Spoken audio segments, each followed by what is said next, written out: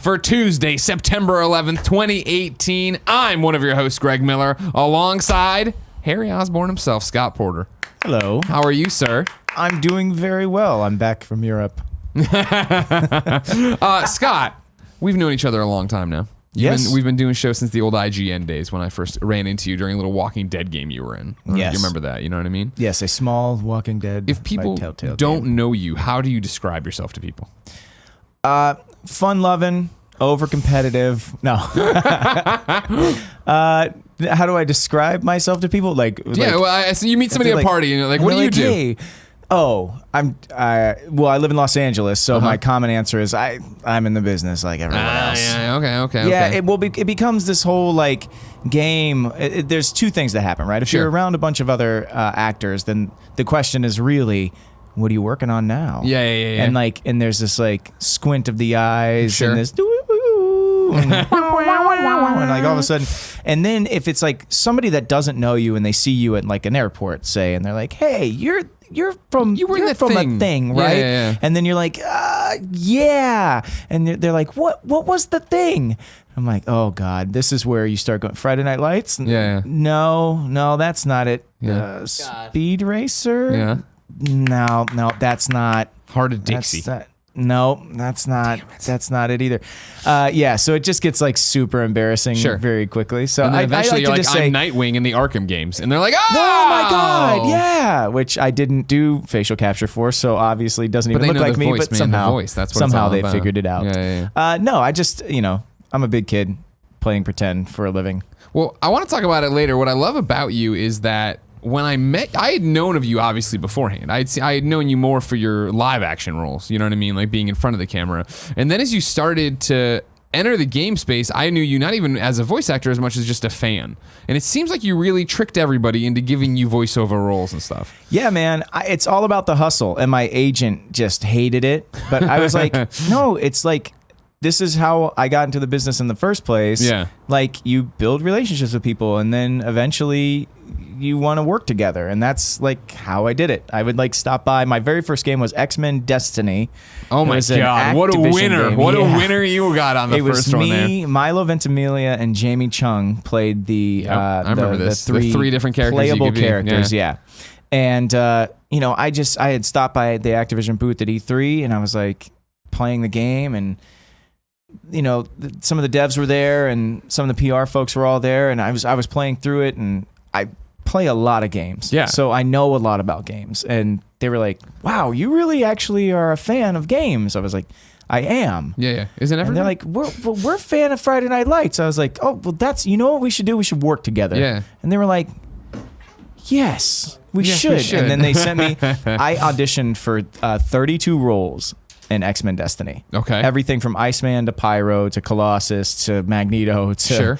And then they called and they're like, we actually read copy of this, and I did it, and I didn't know it was for one of the leads, but they were like, we think this is the one. So wow. Yeah, that's how I ended up. But I did it, man. I just hunkered down, did every accent I knew, and just tried to get in. And that's how, The Walking Dead, I played the first season 4 different times. Sure. And I stopped by the Telltale booth at Comic-Con and got to meet some of them. And then over Twitter, got asked if I would want to come. And that's the thing is that, and it's why you're on this show, of course, is that you're a real fan. Your shit. When I talk to you about games, you're up on the most recent stuff. You're playing all the stuff. You're aware. You're the real deal. And then you get to go be in the games as well and be awesome voice actors. And you were Superboy in Lego, so that's pretty cool too. That was one of my most fun roles. Superboy and Aquaman both in the Lego. Being in a Lego game, my wife and I have 1K'd or Max Platinum. Is that what Platinum, on PlayStation? Yeah, I don't play a ton of PlayStation. Yeah, but 1K'd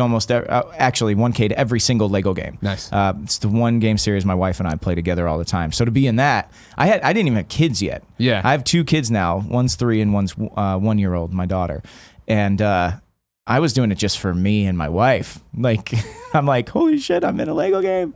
Superboy was a lot of fun to figure out, though. Kind of like a young Keanu Reeves. Oh, yeah. I think Carrie Walgren played Supergirl. She played the real Valley girl. That was fun. Awesome. I'm excited to hear your perspective on today's stories. If you didn't know, this is kind of funny. Are you wearing Xbox shoes, by the way? Yes. I didn't know if I I didn't know if I could wear them. I don't know how I feel about this. It's more the fact that I know Tim tried to get these and failed. These are the friends and family Xbox. I'm sorry, that won't pass. Xbox One Air Jordan ones. It says Xbox on the. But I did bring a backup plan. In case you needed all right, me you to bought switch. PlayStation shoes. You brought PlayStation shoes. That's fine then. Okay then. I do have the PlayStation Air Force There's balance ones. in the Force once again. Yes, there. So I can switch into these if you need me to. No, at some it's point. fine. We love everybody here because this is Kind of Funny Games Daily, each and every weekday on a variety of platforms. We run you through the nerdy video game news you need to know about. If you like that, be part of the show. kindoffunny.com/KFGD with your questions, comments, concerns, bad PSN names, and everything else under the video game sun. Then tune in live as we record it on twitch.tv/kindoffunnygames. If you're watching live, you have a special job. Go to kindoffunny.com/you're wrong and tell us what we screw up as we screw it up so we can set the record straight for everybody watching later on youtube.com/kindoffunnygames and listening on podcast services around the globe. Housekeeping for you. Of course, Scott's here. He just did the morning show. He's doing this show. He's doing GOG. If you're watching live, you can catch us do the Game Over Greggy show this afternoon. Patreon.com/kindoffunny for $1, or just get it on Friday, or just get it the following Friday on YouTube. But you're promoting your participation in a charity event this weekend. What is happening this weekend? Yes, this weekend we are doing the Team Hope Walk to raise money in Los Angeles for Huntington's disease. The Huntington's Disease Society of America is something my wife and I are very invested in helping. My wife has Huntington's disease, and so does my mother-in-law.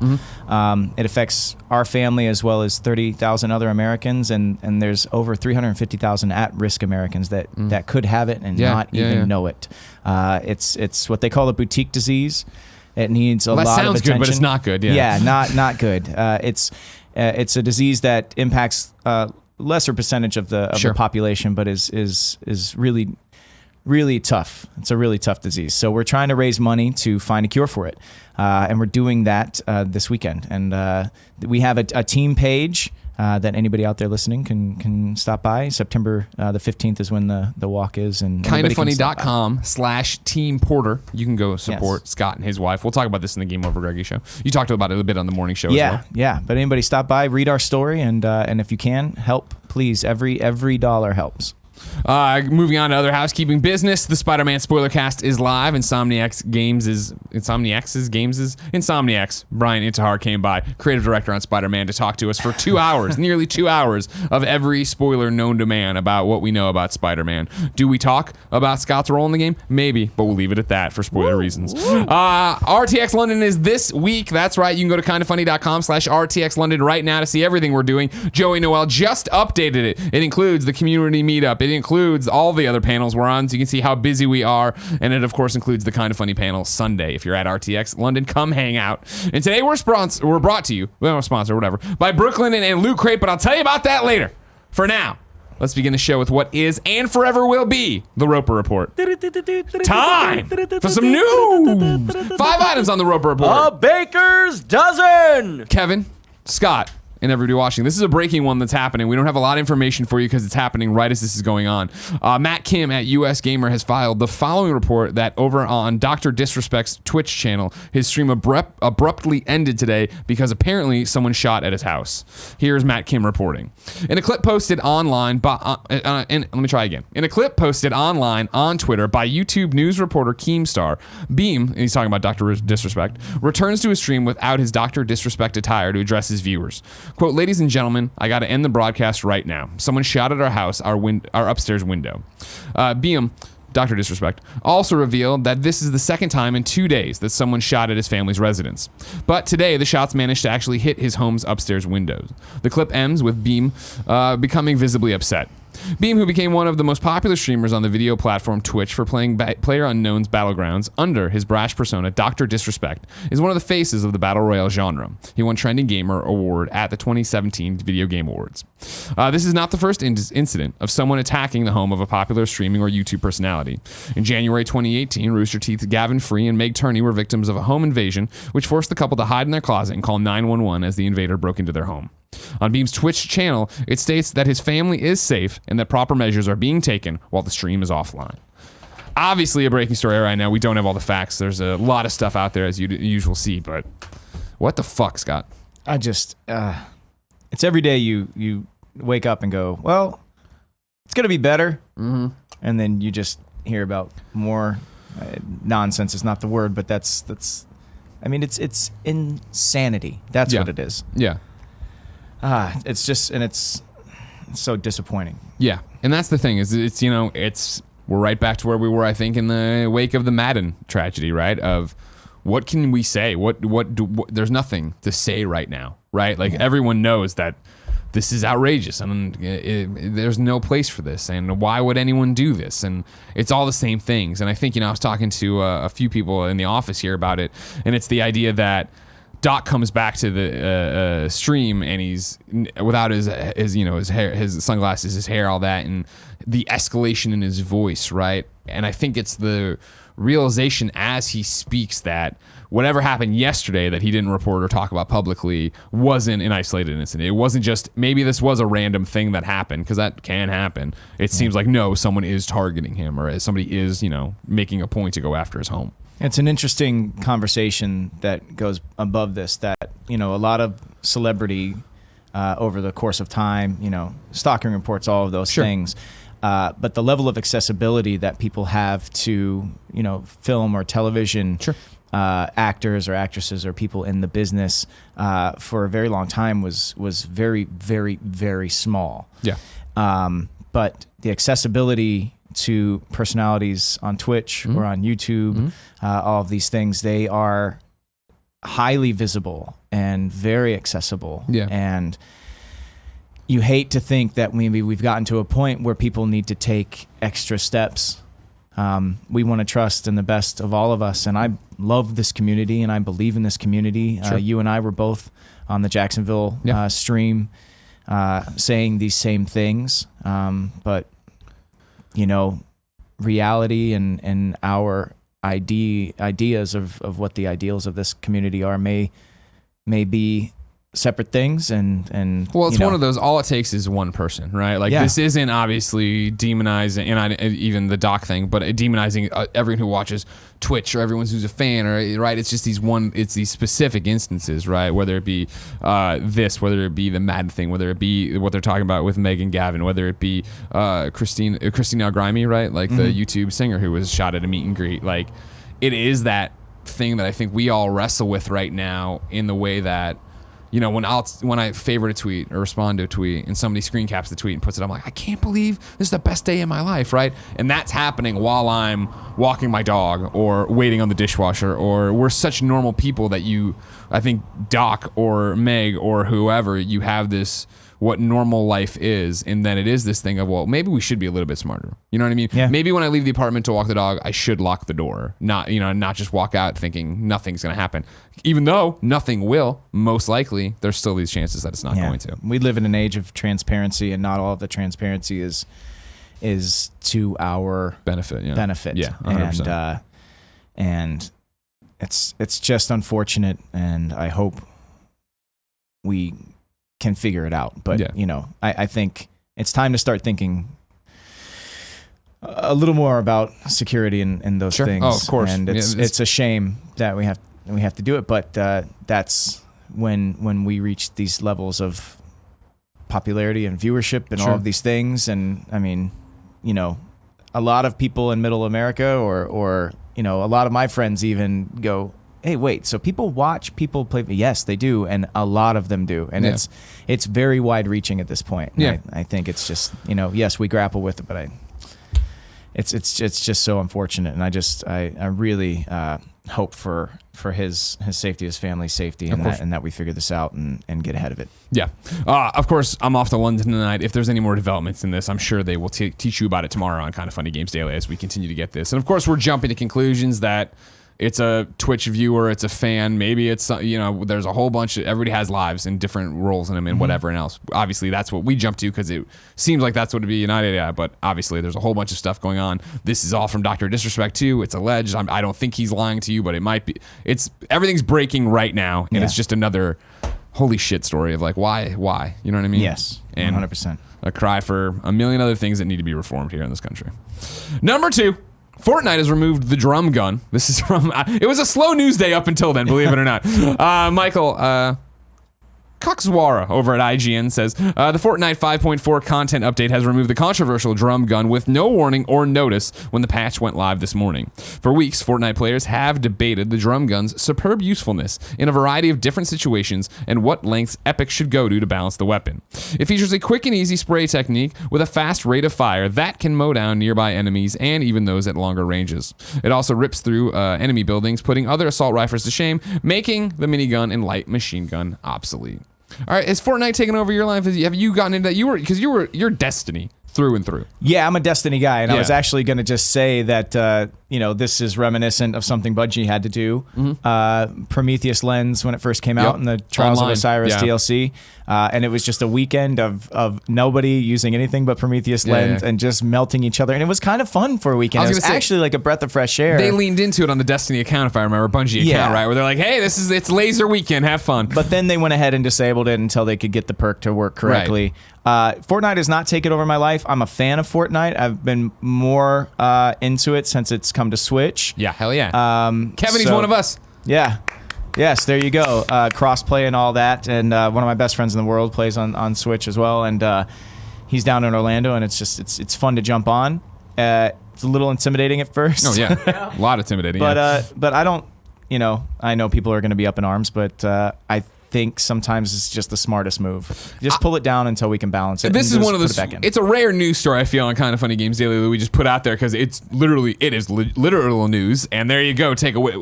For me, yeah, people are always mad about something, right? They're mad that they patched out the fact that you can't do the 2 shotgun technique and all this. Everybody adjusts and it's Fortnite and they'll be fine. Everybody's gonna be fine. The people that get mad about it are the people that are counting on it the most. Of course, yeah, that's so their strategy. It's like, figure something else out. Let's go, guys.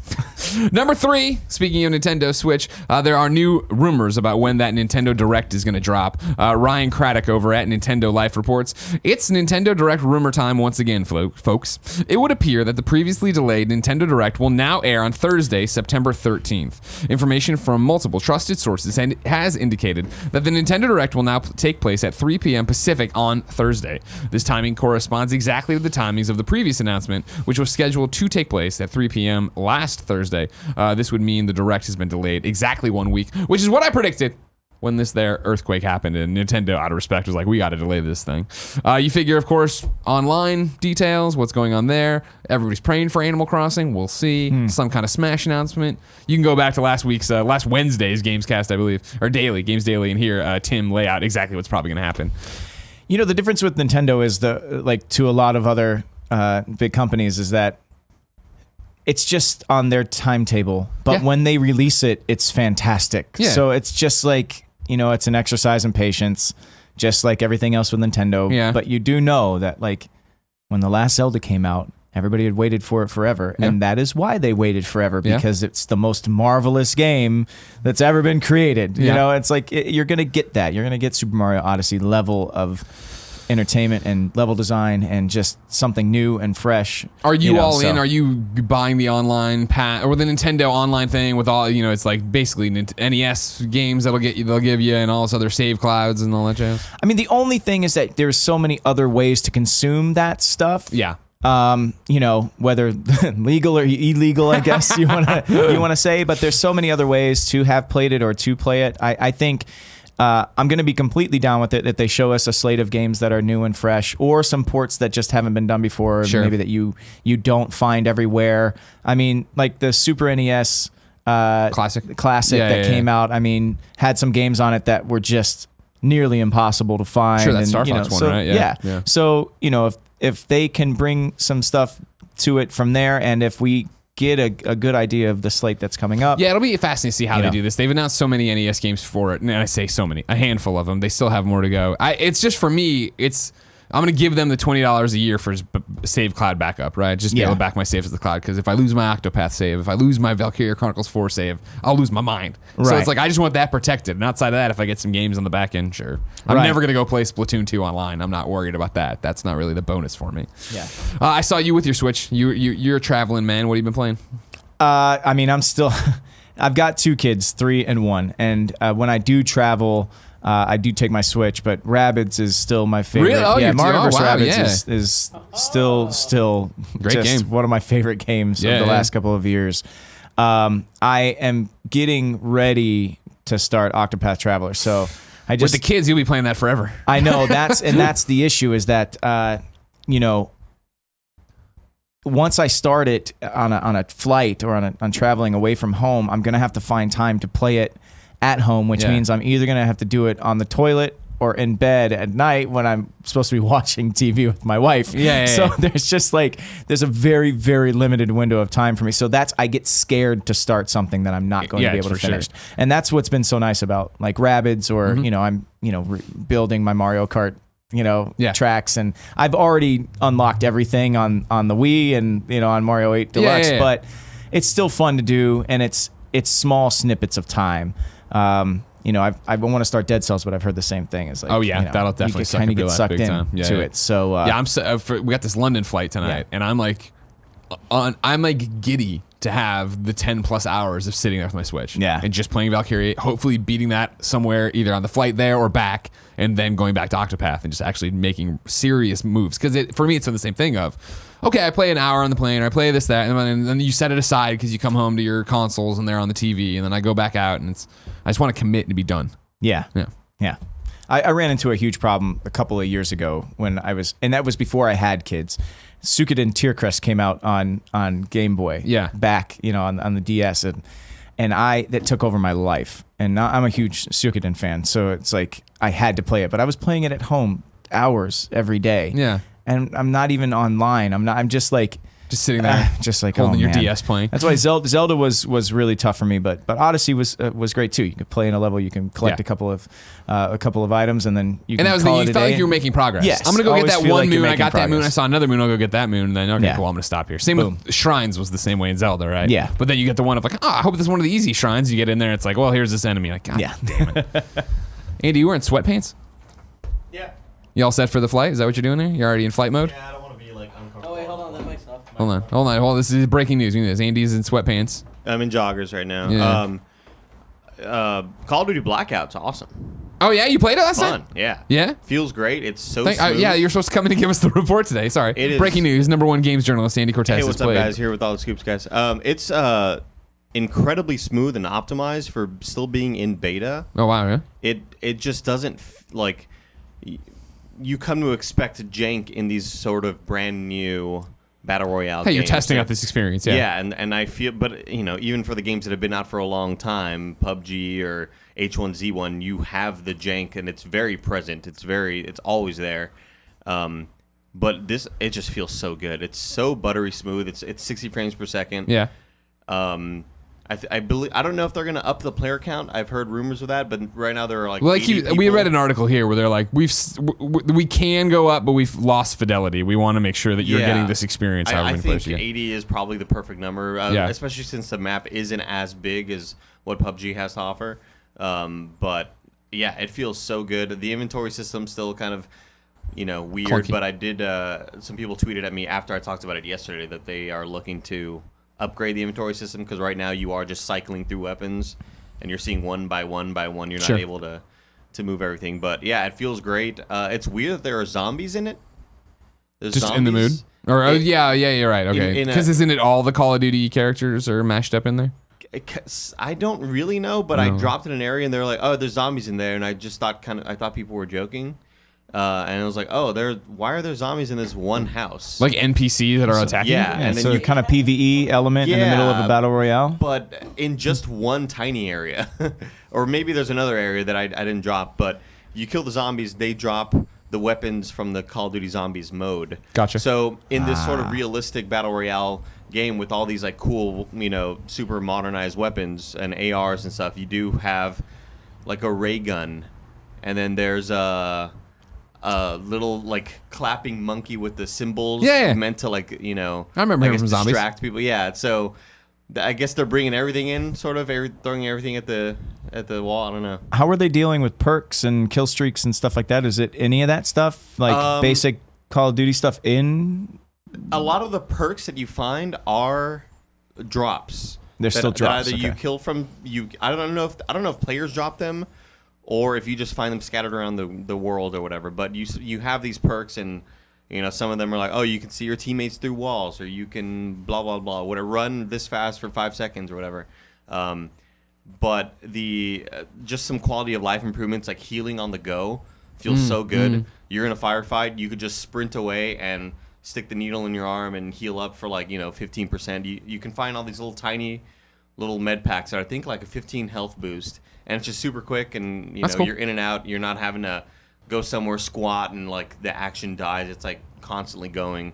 It was funny. I got destroyed by somebody who's part of the community. Oh yeah. In a game that I didn't know he was in. Oh, that's funny. So then they just put it up on Twitter. We just matched up, yeah. And he was he came into my Twitch chat. I was like, I think I killed you in the game. I was like, no way. Send me a Look at screenshot. you. I was like, oh yeah, you fucking killed me. Yeah, I remember that fight. Cool. But it's great. It's awesome. All right. It's I'm excited for whatever the future holds for what they're gonna do with this game. Rad. Thanks, Andy. Thanks for coming back with the report.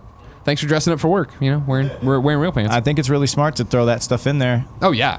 I think you're differentiating. You're finding the middle ground between the two big dogs out there, right? Him talking about it, right? That makes it gets me interested. I want to play it. Here comes Nick Scarpino. What's he got to say? Just an update on Mr. Porter's beverage order. Yeah. The place that Cool Greg went did not have Mountain Dew or cherry soda, so we are going to a 7-Eleven right now. This is We're insanity. going to a I can't 7-Eleven. work under these conditions. And you What leave. kind of self-respecting bodega has neither cherry Coke nor The Mountain Walgreens, Dew? which by the way also doesn't have coolers that work. So when you go, all of the sodas are lukewarm. Ugh. It's disgusting. They sell food out of those coolers, They though. sure do. They have ice Gross. cream in those coolers. All right, that's enough the of that. second Walgreens in 2 weeks that has We had should cooler report breaks. this Walgreens to All corporate. right, we're We'll be right moving back with on. your soda in about 10 minutes. Number 4 on the Roper Report. New Game Plus is coming to Spider-Man. This is pointed out to me by Adam Bankhurst over at IGN.com.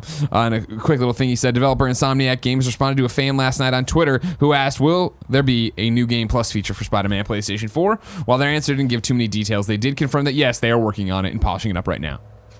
What? Come on. I thought that was confirmed, but I saw the headline. And again, it was a slow news day up until a second ago. So I was like, there you go. Put it on there. Yeah, but I mean, follow the course that God of War set Yeah. and just kind of make people really wait for it and want it and keep it relevant months Yeah. from now. And it's single player experiences and just trying to they're figure dead. out. Yeah, Nobody cares You're about right. those games. Nobody Yeah, nobody wants cares that.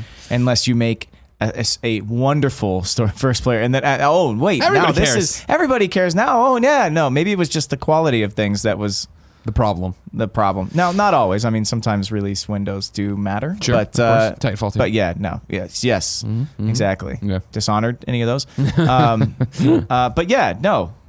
We know it's coming, right? Yeah, it's exciting to talk about that. I want it Yeah. real bad because Now, I want to say I'm in the game, but I'm not confirming this. I have no insider Oh, yeah, baseball. you just did I'm the just voice and saying, left. as Yeah, a that was it. fan, Yeah. we know it's coming. Yeah, I like the fact that they have the 3 DLCs planned out. They've only announced Black Cat officially. The other 2 are still questions in the air for the city that never sleeps.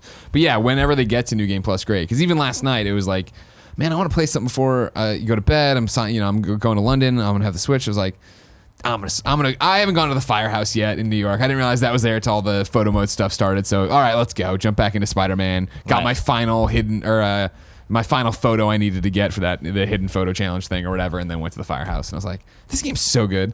So you're just going to take your Switch to London, though? You're not Yeah. going to take your No. PS4? No. Yeah. I went to PAX West and took my Xbox. Yeah. Because Gambit mode was playable Yep. for the Saturday over PAX West Yeah. for Destiny, so I took my Xbox. Yeah, One when I X. went to PAX East this year, it was in the middle of God of War review, so I took that and I just played God of War, and then building up to PAX West, Spider-Man review might cross over. Oh no, and I was like prepping Jen. I was like, I'm gonna bring it if that happens. I'm doing the same thing where I go do my panels, then right back to the hotel to play. But we got Spidey early, and I beat it, and it was like platinumed it. I was like, great. And then she's like, are you gonna bring the PS4? And I'm like, no, nothing is pressing enough for me to bring the PS4. Right. I got Valkyria Chronicles on the Switch. Right. Remind me to talk to you later about Black Cat and Hero Clicks. We'll talk later. Oh yeah, I heard the morning show. Yeah, I played HeroClix back in the day. I don't play them anymore. Are you still actively playing HeroClix? I do their unboxings for WizKids. I turned my love of the game into now doing all of their unboxings Dude, for every HeroClix are set awesome. on Yeah, YouTube. yeah. But Eric Limbeck, who is the voice and face capture for Black Cat, and I, we did a a HeroClix show on Twitch for a while. So Oh, dang. Okay. yeah, we'll get you back in. If you ever Okay. come down to LA, we'll Okay. we'll do. I had my little- Invincible ones. I had my Superboy. I was all about let's it. do Yeah. it. Number 5, final story on the Roper Report for the day. Danganronpa and Zero Escape creators have joined forces and launched a new super team studio. This is via Allegra Frank over at Polygon. Chances are, if you played the Zero Escape games, a trilogy that combines visual novel elements with complex puzzle solving, all wrapped up in a mind-bending story full of death and murder, you're also a fan of the similarly blood-splattered, dialogue-oriented Danganronpa franchise. Of course, yeah, this is Greg talking, not Allegra. If you're a PlayStation Vita fan, I know you know all these things.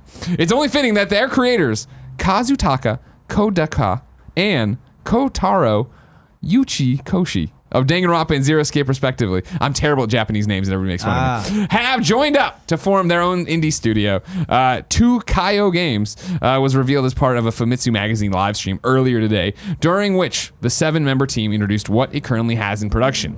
There are 4 projects in the works at 2 Kaio Games. Kind of like Tokyo, but an extra O. Games thus far, many of which resemble the dark anime style of Danganronpa and Zero Escape. One game will be led by Kodaka and Uchikashi. And Ichikashi. it's the pressure. It's like it's throwbacks to Spanish and French class when you're up in front of the class trying to read something. Ah, jeez. And it's the highest priority at the studio right now. It's not clear what the game will be about, but expect several teens entangled with murderous spirits in a fantasy world. Sounds right up their alley. Congrats to them. I know a huge number of Kind of Funny best friends love Danganronpa and love Zero Escape, so that's cool. Tokyo. You pronounce everything better than that, so that's why you're getting these jobs. I did live in Japan for a year. What was that about? Why'd you do that? I lived in Japan. I worked at Tokyo Disneyland. Tokyo Disneyland kashu desu. Okay. I was a singer there. Okay. I was Pierre, the leader of Mickey's Adventureland Mardi Gras. Oh. And then I was a beatboxer in a Streetmosphere a cappella group That's awesome. for a while, yes. That's rad. Beatboxing paid the bills for about 6 years of my life. Holy crap, really? Yes. My old a cappella group, we won Star Search, and then I did an off-Broadway show that was completely a cappella, which got me my first actual, legit theatrical When does role. that start in terms, like, how old are you? Is this your first foray and everything? 23? Okay. I think I was like 23 at the time. Okay. Yeah, and then I got a show called Altar Boys, and that led to me getting an agent and getting Friday Night Lights, and then never looked back. How old were you at Friday Night Lights? I was about 25. Okay. Yeah. Yeah, playing a 17-year-old. Ah, nobody worries about it. Don't worry about it. It's like we're watching these Spider-Man movies, right, Kevin? Tobey Maguire. He looks perfect. Tobey Maguire looks perfect as a high school student. He's a kid just like my son. Like, no, he's not, man. He's a full-grown man laying there without a Spider-Man. Anyways, I digress. Scott, I'm excited to see what Tukayu Games is going to be up to, but it's going to be so long till we get whatever the game's actually going to be. If I wanted to know what came to the digital mom and grop shops today, where would I go? The official list of upcoming software across each and every platform as listed by the Kind of Funny Games Daily Show hosts each and every weekday. Yeah. Thanks for being there, Kevin. I'm going to miss you. Out you today. going? Huh? Where are you going? I'm going to London, remember RTX. Aw. Last show for me for a long time. With you, dude. Nah, I can't do that. Out today, Project Cars 2, the Ferrari Essentials Pack, Boundless on PlayStation 4, Claws of Furry on PlayStation 4, NBA 2K19 on PlayStation 4, Xbox One, Switch, and PC, Nefarious on PlayStation 4, Super Street the Game on PlayStation 4 and Xbox One, and then V-Rally 4 on PlayStation 4, Xbox One, and PC. New dates for you. One Piece World Seeker has been delayed until 2019. The game will be available on PS4, Xbox One, PC via Steam. No. That's one you were waiting for? I need all my One Piece. I know you're a big fan. X-Order, the fantasy, or maybe it's X-Order. I guess that's the same thing. That's they both sounded the same. I thought they would sound different as They they came out. sounded exactly the same. Exactly. I was like exo, like an exo suit order, but then X-Order sounds just like it. The fantasy turn-based tactical RPG from Fat Dog Games in Solid 9 Studio launches on the Nintendo Switch September 27th, 2018. The Midnight Sanctuary comes to Switch, PlayStation 4, PSVR, and Steam on October 4th. Square Enix is remastering The Last Remnant for PlayStation 4. This is coming on December 6th in celebration of its 10th anniversary. This is interesting too, if you didn't know, because last week they pulled The Last Remnant off of PC and no one knew why. Now you do. They were remastering it for PlayStation 4. There you go. Deals of the You day think for that you. they would just wait though to pull it until Same thing, Like not just like- do it the same day. Make it really awkward and No, weird. I guess it is smart marketing though, just to like create a little like 10-person fear. Wait, why? Yeah, suddenly people are talking about it. They're getting headlines again. Why? Then you Now wanted they- it so but bad. now- Here it is. now you know. Come buy it, remastered. Now you know. Deals of the day for you. Xbox updated their digital deals for you. There's a whole bunch of Ubisoft stuff up there, including the Assassin's Creed Ezio collection for just $20. Unity is $12. Syndicate's $20, and Origins, which everybody loves and is getting us ready for Odyssey, is $30. Far Cry is also on sale. Far Cry 5, $36. Fractured But Whole and Watch Dogs 2 are down to $18. Both of those games are great. Watch Dogs 2 didn't get enough love. Play it. Division's $15. Rainbow Six is $20. Siege is $20. I apologize. Then GameSpot had this. Rainbow Six Siege has new Twitch Prime stuff. Between now and December 31st, Siege players can get free exclusive in-game gear in which to deck out their operators. Right now, Twitch Prime members can visit Twitch to receive 8 Twitch Prime packs, including exclusive items for Habana, Finca, Ella, and Bandit. In October, 4 more Twitch Prime packs will become available, and again in November for a total of 16. You're guaranteed not to receive any duplicate items, and if you collect all the packs, you'll end up with 4 complete skins. Also included with the freebies is a legendary Chibi charm. Worth pointing out, of course, if you're going to take this up, if you have Amazon Prime, you have Twitch Prime, which would give you this stuff and a free subscription to give away on Twitch. And you give it to Kind of Funny Games, and it would mean a lot to us. Person who's driving and listening to this as a podcast, who's not watching it live on Twitch. I know you have Amazon Prime, and I know you're lazy. I'm lazy too. But when you get home, log into your Amazon Prime, and then just Google Twitch Prime, and then it's one button press, and you sync up to Kind of Funny Games, and we get a free subscription. You got to do it every 30 days. Boom. I'll do it. I didn't know. You didn't do it yet? No, I haven't done it God yet. dang it, Scott Porter. God dang it. Look, person in the car, I'll do it if you do it. Person in the car, take your hands off the wheel. Scott Porter's got it now. We just made a blood pact. It's time to go. It's time for reader mail, but first I want to tell you it's brought to you by Brooklinen and Loot Crate. Brooklinen.com gives you great sheets. How do I know? I sleep on these sheets. So does Tim. We sleep in separate beds, but I wouldn't be adverse to sleeping in the same bed with them because these sheets are so comfortable. Head to toe? No. Naked to naked. That's what I like to do. No, not head to feet. Okay. No. All right. Winner of the best of online betting category for Good Housekeeping, Brooklyn is the fastest growing betting brand in the world with over 20,000 5-star reviews. The sheets are soft, the colors are vibrant, and it's easy to mix and match. You go to brooklinen.com, click between the colors and styles, and find what's right for you and your home decor. Betting can be marked up as much as 300%, but not at Brooklinen. They drop the middleman and sell straight to you. And right now, brooklinen.com is giving an exclusive offer to my listeners. Get $20 off and free shipping when you use promo code GAMES at brooklinen.com. Brooklinen is so sure you'll love the new sheets that they offer a risk-free 60-night satisfaction guarantee and a lifetime warranty on all their sheets and comforters. The only way to get $20 off and free shipping is to use promo code GAMES at brooklinen.com. That's BROOKLINEN.com. Promo code GAMES. Brooklinen. These really are the best sheets ever. If I'm lying, I'm dying. I do like them. Then it's Loot Crate. That's right. Loot Crate is sponsoring us. If you didn't know, Loot Crate is a monthly subscription box delivered directly to your door with exclusive pop culture collectibles, apparel, and gear. Loot Crate curates, designs, everything themselves. You can't find these items anywhere else. How do I know? Many of my Ghostbusters and do it. You're fine. Crack that. Many of my Ghostbusters and DC Funko Pops are from Loot Crates, and that is much to Jen's chagrin because she doesn't appreciate them. But I keep bringing them in, and Loot Crate keeps sending them. Yeah. Each month has a theme. This month's theme is First Contact. You can get out of this world items from Marvel's Venom, Alien, Predator, and X-Files. Loot Crate packs $50 of value into every crate for less than $20 a month. You can't lose. This crate will sell out. You only have until Wednesday, September 19th at 6 p.m. to guarantee your order, or this crate will be gone forever. Get the best surprises each month from the largest geek and gaming subscription company. Geek out in style with Loot Crate. Subscribe now by going to lootcrate.com/games, enter my code GAMES, and save an exclusive 15% off your subscription. Lootcrate.com/games, enter my code GAMES, exclusive 15% off. Scott, let's see what's happening over here. Let's do it. Again, you have no inside information on Marvel games. We're pointing that out. No. None whatsoever. Vikers10 writes into kindoffunny.com/KFGD and says, does the popularity and good reception of Spider-Man PS4 in any way affect the Untitled Avengers game being made by Crystal Dynamics? I mean, here's the thing about making games. They take forever. I mean, honestly, who knows when this is coming out? Who knows what the cast is going to be? Who knows what characters they're going to be? You and I talked about this off air. I don't think it's not like a comic book.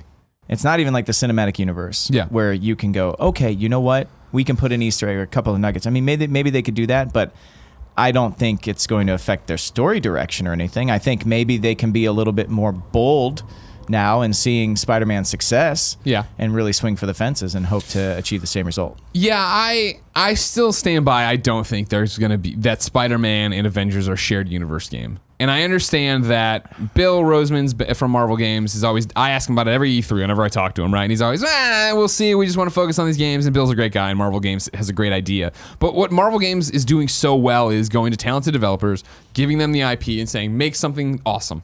And I really don't think that they want to go to Crystal and be like, oh, hey, either now let's shoehorn it in, as Vikers is kind of wondering about, or even from the start have been, cool, make your game, but Spider-Man's happening in New York, so don't have the Avengers in New York, and don't mention this, and because there's going to be, if no matter how carefully you do it, there's going to be an Easter egg or whatever in Spider-Man that would then be negated or negate something in Avengers, I feel. And also, we've seen the teaser, right? So we know that the Crystal Dynamic Avengers game has something to do with after the fall of something. I don't know. Yeah, there's like rubble and everything destroyed. else. Everything. Yeah. I feel like we would have already, if they were trying to do that, cram them together, we would have already seen some of the effects of whatever happened to the Avengers in the Spider-Man game. If they were really trying to do that, I feel like they would have had to lace that already in. And there's, I mean, I don't think this is not a real Spider-Man spoiler, but if you're super trying to stay off the record,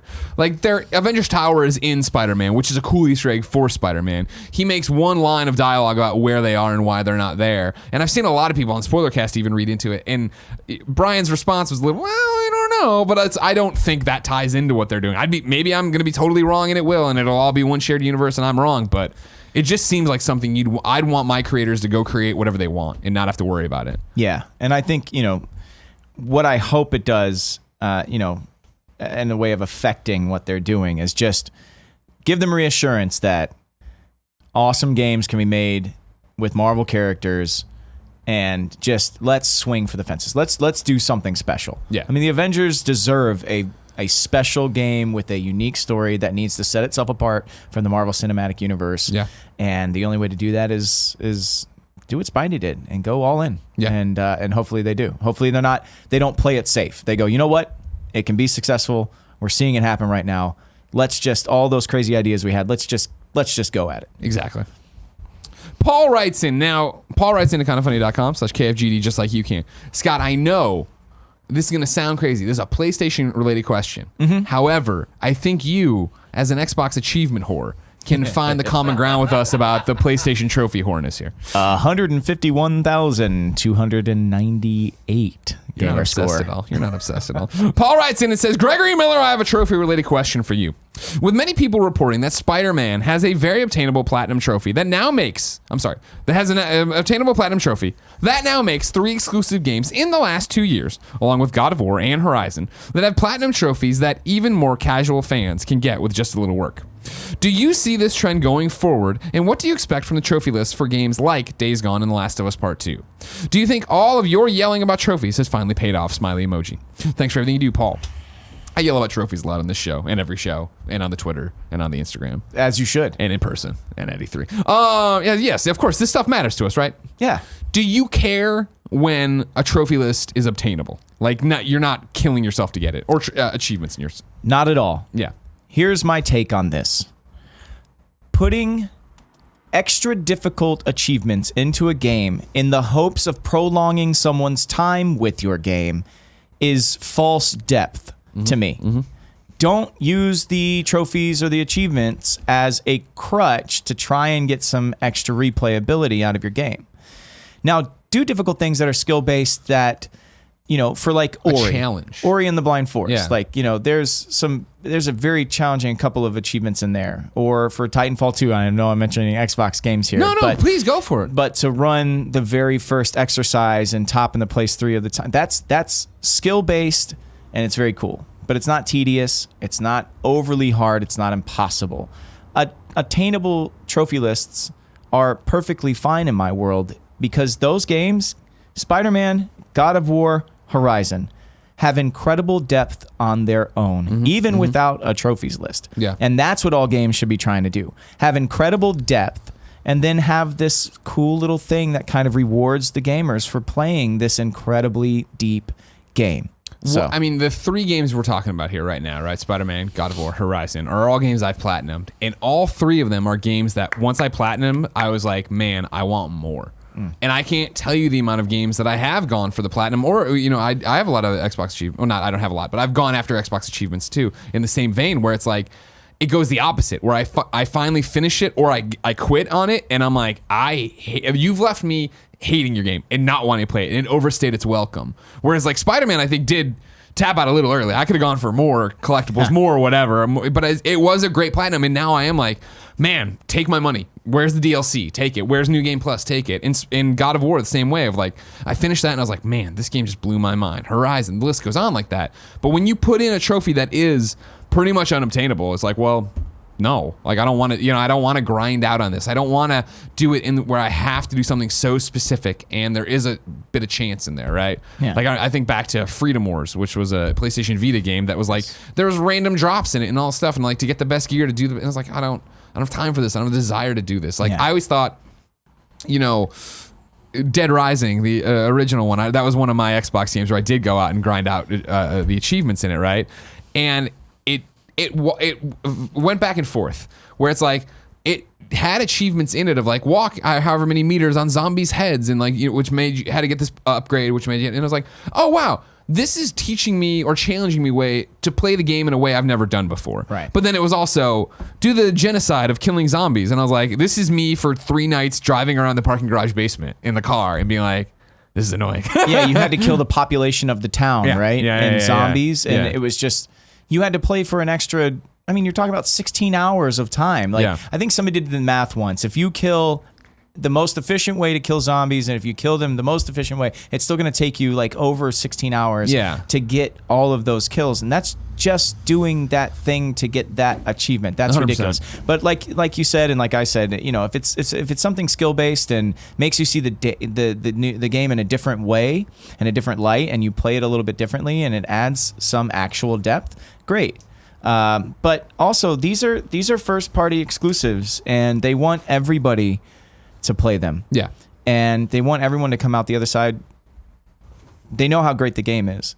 Why leave a bad taste in somebody's mouth by doing something that is just tedious? And that's the thing too, is that for the most part, PlayStation understands, somebody on first party understands how important platinums are to people, whereas third party does not. You got to submit your game. Does it have a platinum or not? We don't care. Go ahead. We're not going to give you any advice on this. We're just going to shove it out. That's a whole other process, though. From what I know of, like working on Madden and some of the other games, like, and from what I know from my friends that work at Bungie, like there's guidelines that you have to ascribe to as a third-party publisher to get something that can become an achievement. Or a trophy. There's points and there's assigned. hoops you have to. There's hoops you have to jump through. But if they say but remember, if you're a developer listening right now, probably indie, and you submit it, and they say you don't get a platinum trophy, if you just ask for a platinum trophy, they will give you the platinum trophy. It's just you gotta ask. But like a way out, that has achievements in it or trophies in it that have nothing to do with the main course of the game. It just all relies on your exploration of the game. And this guy's a filmmaker, and he wants you to explore his little film. He wants you to go everywhere and do all the little puzzles that are just kind of fun. If you don't want to do them, that's fine. Exactly. Yeah. But if you want to do them, it added something for me. Did you get the achievement? Did you get it? Mm-hmm. Yeah, me too, buddy. Right there. Huh? That's what I like to say. Boom, baby. Paul says, what do I think this means for Days Gone and Last of Us 2's trophy list? For Days Gone, I think it's going to be an obtainable one. I think Eric Jensen watches this show. John Garvin knows me. And if they fuck up that trophy list, I'll straight up murder them. Because they understand they have a great open world. Don't mess it up. All right, Sony Bend? Make it easy. Not easy. Make it obtainable. Look at what Spider-Man did. And Last of Us Part 2, Neil Druckmann's going to fuck it up. He listens to this show too. Last of Us Part 1's trophy list was garbage. I'm sure this one will be garbage too. Kurt, if you're listening, fix the Last of Us Part 2's trophies. But he won't.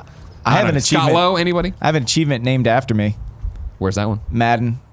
What do I have to do to get it? I'm too overly competitive. And my friends, their nickname for me is Max Effort, but not in like a good way, like a very here comes Max fucking Effort again. And well, if you do the quick time events completely properly without missing a button prompt between Devin Wade and Colt Cruz and Madden's long shot, Because you're in Longshot. You're Colt. Yes, I'm Colt Cruz in Longshot. You sing the seminal song. I do. It's a long shot. It's a long Yeah. shot. Ooh. Written by Theo Fleury, former hockey player, Okay. Hall of Fame hockey player who Okay. decided to become a country Really? music singer after his NHL career. Yes, 100% true. One of my good buddies, Ben Hall-Miller, is one of the producers on Madden. I know him. Hi, Ben. I told him, I said, look, I want an achievement. And he was like, all right, I got you. And then he named it Max Effort, which, hey, I'll fucking take it. Sure. Remember Lego Avengers? The Beyond achievement is named for me. I digress. Beyond.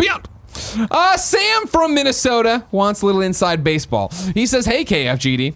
Hey, guys. I have no... Wait, why are you saying hey twice? Anyways, hey, guys. I have a question about the Roper Report, specifically how it's organized. Over the past few weeks, including yesterday, I've noticed that the lead story is different than the one chosen for the title/thumbnail. So my 3-part question is, how is the title/thumbnail story picked? How is the Roper Report ordered? And what is the decision behind making the lead story different than the thumbnail? Thanks for all you do, Sam. Sam, I'm usually, if I'm on the show, except for that one time with Jared, I'm the one doing all these, so I'll answer for you. How is the thumbnail how is the title/thumbnail story picked? Usually it's what's first on the Roper Report, and it's usually whatever the biggest story of the day is. How is the Roper Report ordered? Usually it's it's the order I find it in, unless I'm like, oh, well, this story is clearly the bigger story and needs to go to the top. What is the decision behind making the lead story different than the thumbnail? This is an interesting one. Yesterday's story, we led with another Spider-Man thing. Oh, that it sold really well in the UK. My argument for not putting that as the thumbnail is that we've done a lot of Spider-Man so far, and today, the kind of funny Spoilercast with Brian for Spider-Man 4 was going to drop.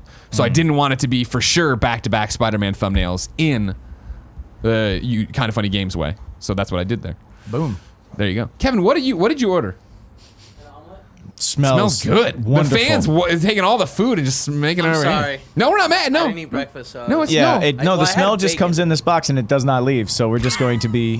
Thank God it's that smell, because it's been other smells that get trapped over here. You don't want that. It's intoxicating.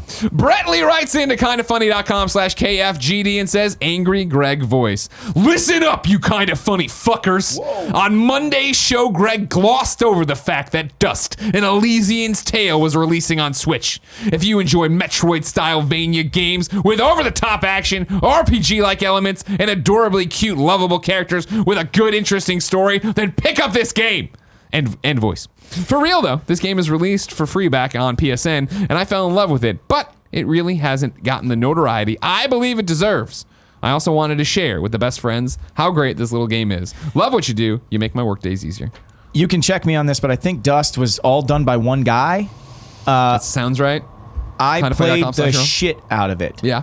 There's one spike in difficulty in the middle that felt like, holy shit. But that game, up until Ori came out, was my favorite Metroidvania style game on Xbox. Okay. I loved it. It was in the Games of Summer Sure. indie lineup that they used to do, which I miss. Bastion came out of there. Oh, yeah. Dust came out Dude. of there one year. That stuff was great. Yeah.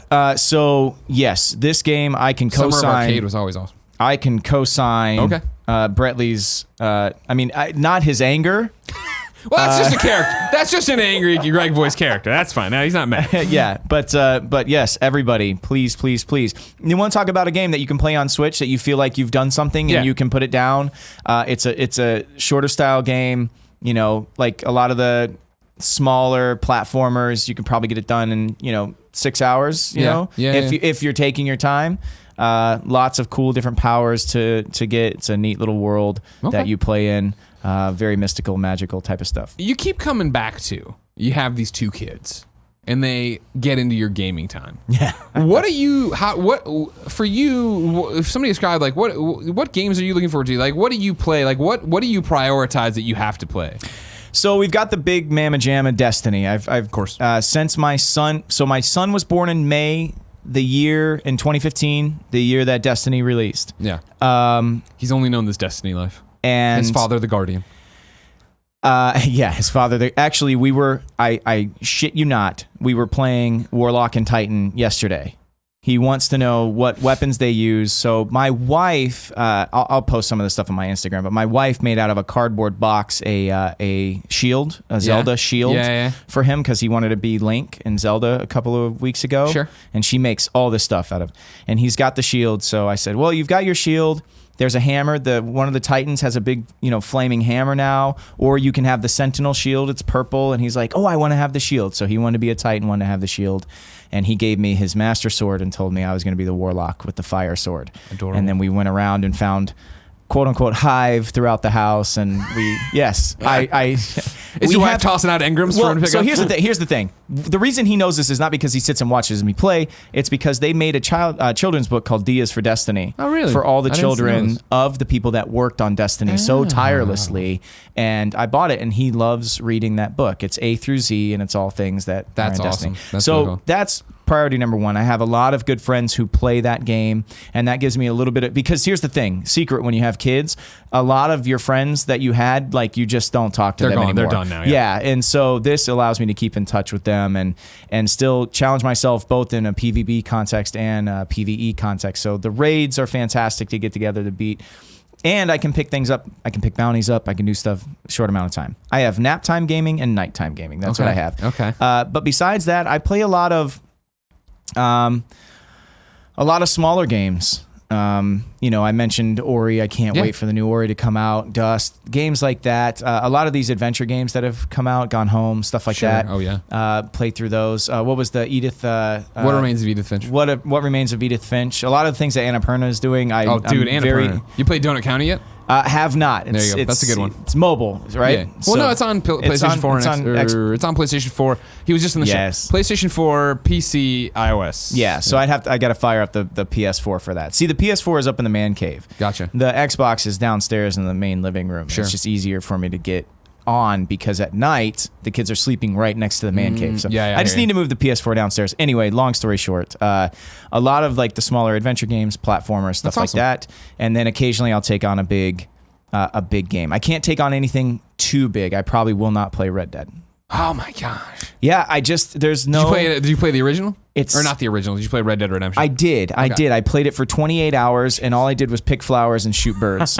Because you live in the dream. You understand this. Oh, yeah. As a guy who tries to 1K games or platinum games, I'm a bit of a completionist. Sure. And being a completionist in a Rockstar game is just impossible. It'll drive you crazy. Yeah, and you just want to spend your time in there forever. And I end up like going down a very lonely rabbit hole when I play those things. So I think the Assassin's Creed games are probably the biggest. Odyssey. Can't wait. Yeah, Origins was amazing, and I can't wait for Odyssey. So, some of those. Okay. That's probably my gaming habits right now. Nap time and nighttime gaming. Do you know Andrea Renee? Do you ever do anything with Andrea Renee? Yes. Okay, good. Yes. You should play Destiny with her. She's a big Destiny fan. She's on She loves PlayStation. Origin. Here's the thing. Here we go. My Destiny account, we've talked about it many times, is on Xbox.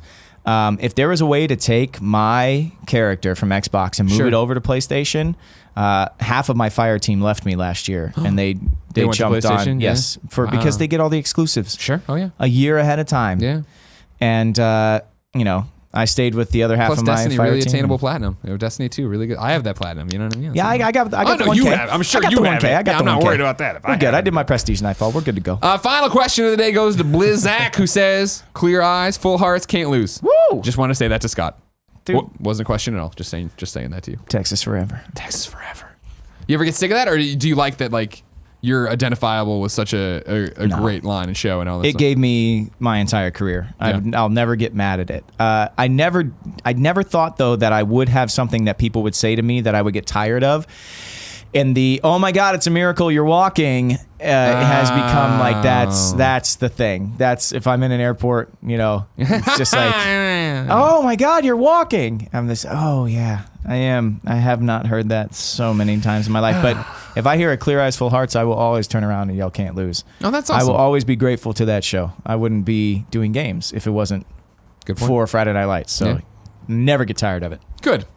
Scott, it's time to squad up. This is where one of the best friends writes into kindafunny.com/KFGD. Give me their name, username, platform of choice, and why they need help in a video game. I read it here. The best friends, come and find them. Today, Joe Benbella needs help in indie development. He needs help on Twitter. His Twitter is Joey Beans San. Joey Beans with an S and then San, so double S there. Anyways, Joe says, hello, KFGD crew. Love everything you do and hope you're well. I'm writing in today because I'm trying to get in contact with best friends who may be working on some indie projects and might like their projects to be translated to Japanese or vice versa. I've always wanted to work with games, but I have no coding background and my artwork has never managed to break out past my mom's fridge. I often hear you talk about how we should focus on what we already do and try to bring those skills into the industry. So that's what I'm attempting to do today. I live in Japan, so the time difference may be a barrier, but if anyone is interested, shoot me a DM and we can chat. To clarify, I'm not a professional. I'm not looking for a paid gig. Just a chance to collaborate with some best friends to maybe do something cool. Love everything you all do. You make our corner of the internet a better place. Heart at Joey Beans Sam. This will be in the description, right, Kev? Awesome. Kev's nodding. I can see it. You can't see it. He's eating too. Good. Is your omelet good? It's okay. It's okay. Yeah. Oh, that's a rare miss for Squat and Gobble. Yeah. Oh, gosh. Okay. It's crazy because they have another one that I love. Yeah. And today I was like, I'm gonna try this one because I've never had it before. It was a mistake, huh? Mm-hmm. Oh, That's why you're gonna have order envy when you see everybody else eating their delicious food. I already saw it. Oh no. Walked around. I was like, oh, look at all these choices. Oh no. I have a friend. He's a bit of a neurotic guy. He's a screenwriter. He, when you go to order at a restaurant, will not order until everyone else has ordered. But if you order the thing that he wanted to order, he gets slightly upset and then may go on tilt and may order something Wild card. completely. Yeah. Wild card. He throws his hands Give me up the in pig's the air. head. Says, you order, wasn't going to order. And he's super competitive too. So I think why we're like best friends. Yeah, but he wants to always win the table. And then there's some nights when he's just like, this is regret. You ordered the thing I wanted to order. I'm like, why don't you just order first, Jamie? Yeah. I have to wait. I have Does he to make wait. games? No, he doesn't. He wrote We Are Marshall, the movie We Are Marshall, okay, yeah. or Dear John. We know somebody else. Money Monster. Someone like else that. since it happened. Yeah. Yeah. Weird. Yeah, Small we world. went to middle school together, and now we're both in LA, and he's writing. Look at you. All your famous friends. There's four of us. Four of us from a little high school in Florida made it out here and are working in the film industry. Anything can happen. Lake Howe High School represent. We ask people watching live on twitch.tv/kindoffunnygames to go to kindoffunny.com/you're wrong. Tell us what facts we screwed up as we were doing the show. So we can set the record straight for everybody watching later on youtube.com/kindoffunnygames and listening on podcast services around the globe. That's not a wrong, that's correct. Harry here says, Greg mentioned a lot of NES games were announced. However, 10 out of the 20 of the starting lineup haven't been announced. He left that loose. Have been informed. It doesn't matter. Yes, there's 10 games we still need to learn about. That's what you'd assume would be at this thing. More. Yeah, okay. Ask Captain writes in with a story we missed, he says, but that was not translated on any site I had seen yet, so I'm underwear. They'll get it tomorrow. Famished Yoshi said, I believe earlier you and Andy were discussing the Call of Duty Blackout player count for the beta. And while it is at 80 players yesterday, today Treyarch upped the players to 88. That's interesting. I missed that. Thank you very much. Crazy 88. Zaire says there's a new date. Shopkeeping action RPG Moonlighter is coming to Switch in November. Thank you very much. Kebab says the original teaser trailer for the Avengers project ended with #reassemble. So the destructive visuals feel like it was very Infinity War Part 2 type of story. Yeah, okay. Yeah, and I feel like we would have felt that in Spider-Man. Yeah. If that was the case. If they had been disassembled, yeah. Kebab says Dust Elysium Tale was indeed created by a single person, Dean Dodrill. Dodrill. I got it right. And then Lord of Pone says the Destiny 2 Platinum is currently unobtainable for new players because of the DLC stuff, right? And that dude's lock people out of some stuff or do whatever. Yeah, the prestige situation, I think, is what's preventing it. Because Should have been there earlier. To prestige Nightfall, but I think you can still prestige raid and get it done if the Harder, 120. yeah. I did Nightfall. I did the Nightfall thing, to get run through with other people. Yeah, I don't know if that's the one that's the hiccup. There might be one, but I unlocked it so long ago I can't. My man over here, you know what I'm saying? That's what I'm saying, Kevin. If you didn't know, ladies and gentlemen, this is in Kind of Funny Games Daily. Each and every weekday on a variety of platforms, we run you through the nerdy video game news you need to know about. If you like that, be part of the show. kindoffunny.com/KFGD with questions, comments, concerns, and more. Watch the shows recorded live on twitch.tv/kindoffunnygames. Watch it later on youtube.com/kindoffunnygames and listen on podcast services around the globe. I am off to London for RTX London. You can keep up with me, kindafunny.com/RTX London. See where we're going to be, what panels we're doing. That means tomorrow's host is Wednesday is Andrea and Gary. Then Thursday, Andrea and Jared. Then Friday, Jared and Damon. If this hasn't been made clear to you, I'm not back till the 24th. Meaning that all next week I'm on a real vacation. Meaning that you'll have all sorts of random people in here to host and do things with you. So that'll be exciting. Boo yourself, Kevin. Go to another one of your 17 weddings you got to do. I leave, nothing goes wrong. You leave, everything breaks, nothing posts right. All right? Think about that. Real vacation. When's the last time you took one?